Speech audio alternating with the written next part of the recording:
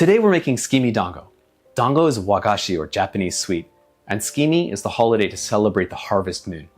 It's usually in September or October. People gather around, eat, drink, try to enjoy each other's company while looking at the harvest moon. The sweet that we're going to make is for that holiday, and it's pretty easy to make. Getting the ingredients might be a little bit difficult, so I'll put a link in the description below.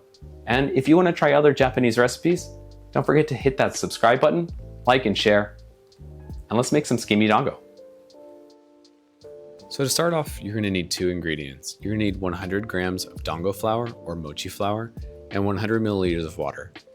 When we rehydrate this flour, it's going to be a 1-to-1 ratio, but if you want to make it just a little less sticky, 80 milliliters of water is okay too.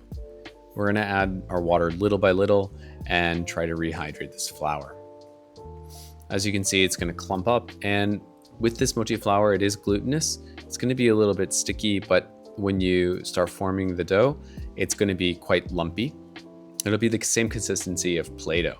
So let's just mix that up a little bit. Let's knead our dough and get it all out of this bowl. And just keep kneading away until you have a ball like this. It'll take some time and patience, but you should be able to get here. Now, once you have it into a ball and it's not sticking to anything anymore, just roll it out into a log. Try to keep it as even as possible because we're going to be cutting it up soon. All right, so now that we have our log about this long, we're going to just cut it in half. We're going to get 8 pieces out of this, and let's try and cut this up as evenly as possible. All right, so we have 8 pieces now, and each piece is roughly 18 to 20 grams. So after that, we're just going to roll it into a ball. And for the Kansai-style dango, we're going to roll it into more of an oval shape. It's going to look like a taro. All right, so it should look something like this. It doesn't have to be perfect either, but we're going to do that with all 8 pieces. So there we go, 1, 2, 3, 4, 5, 6, 7, 8. And you can see that the sizes are vary just slightly. After that, we're going to boil our dango. And again, dango is just dumplings, they're rice dumplings. So if you've ever made dumplings before, we're going to put them in a pot of boiling water, and when they start to float, cook them for about another 1 or 2 minutes, and then they'll be cooked through. Now after that, we do want to stop the cooking process, so we're going to take our dango and we're going to put them into an ice bath right over here. All right, so this will keep your dango nice and chewy too, and it'll stop it from cooking. Now that we have our dango and it's been resting for a while, it should be cooled off to the center. So we're going to take the dango out and we're going to dry it off.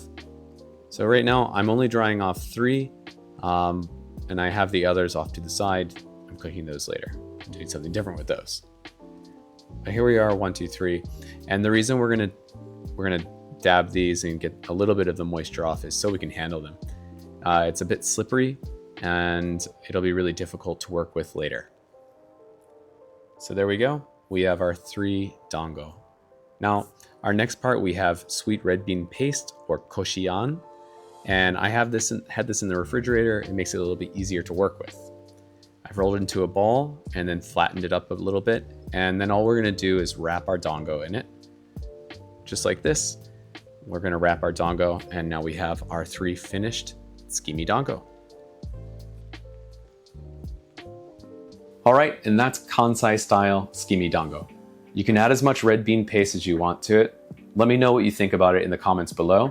And again, if you want to see more Japanese recipes, please hit that subscribe button, like and share, and see you next time.